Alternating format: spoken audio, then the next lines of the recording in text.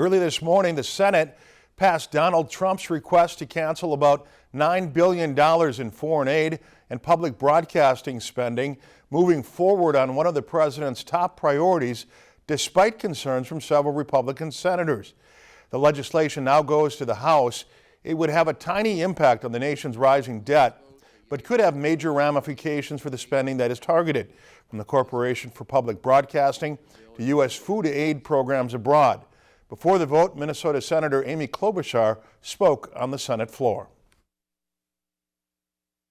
This clawback doesn't just eliminate funding for, say, NPR, PBS.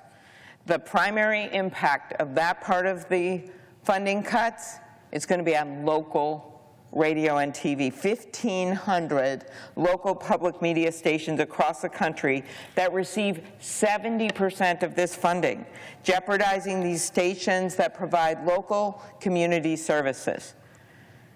Stripping this funding is an attack on these local stations, yes, but it is the communities. I know, because I know some of my communities.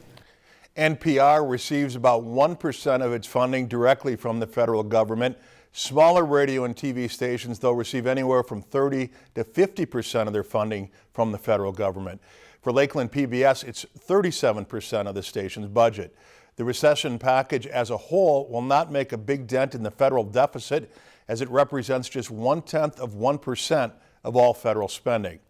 The bill now goes back to the House, where it was narrowly approved before being modified by the Senate. The House has a midnight Friday deadline to pass the legislation.